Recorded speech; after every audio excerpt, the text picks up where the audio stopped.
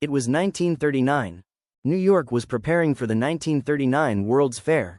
The theme was the world of tomorrow. It was a place built to show the future. Modern buildings, new technology, bright promises, and the belief that humanity was moving towards something greater. But Westinghouse Electric had a different idea. Instead of only showing the future, they decided to speak to it. They created a time capsule, shaped like a long metal torpedo. Made from a special copper alloy called Cupaloy. It was designed to resist corrosion and survive underground for thousands of years. Inside it, they placed evidence of ordinary human life. Not just great inventions, not just speeches from powerful men, but small objects, everyday things, fragments of what it meant to be alive in the 20th century.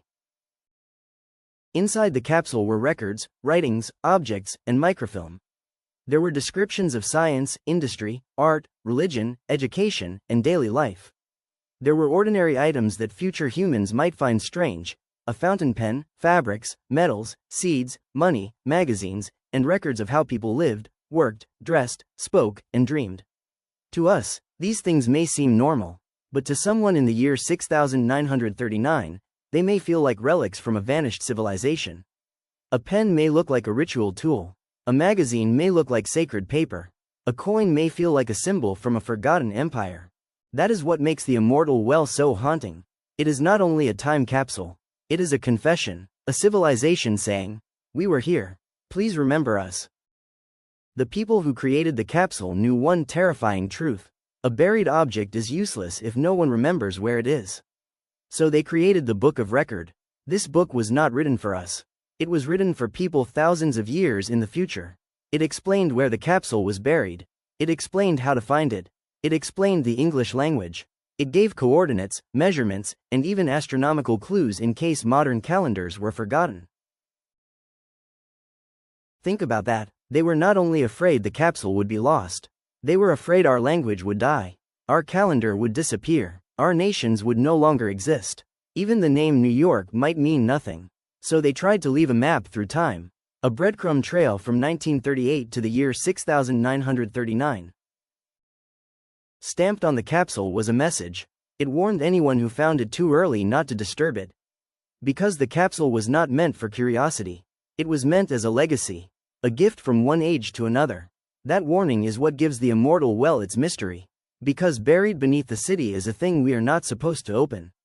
We know it is there. We know why it was buried. We even know when it should be opened. But we are not the intended audience. We are only the people in between. The greatest mystery is not what is inside the capsule. The greatest mystery is whether anyone will still be there to open it. 5,000 years is almost impossible to imagine. 5,000 years ago, the ancient world was young. Written history was beginning. Empires that once felt eternal are now ruins. Languages have vanished. Religions have transformed. Maps have been redrawn countless times. So what will remain 5,000 years from now? Will Queens still exist? Will New York still be called New York? Will humans still walk the earth? Will they understand our warnings, our objects, our dreams? Or will the Immortal Well become just another forgotten thing beneath the soil? The Immortal Well is not frightening because of what it hides. It is frightening because of what it reveals. It reveals that even in an age of confidence, progress, and machines, humans were still afraid of being forgotten. They built towers. They made inventions. They imagined the world of tomorrow. But in the end, they still buried a message in the ground, hoping someone would remember. Maybe that is all history really is. A voice from the dark, asking not to disappear. And somewhere beneath New York, that voice is still waiting. Not for us. For the year 6939.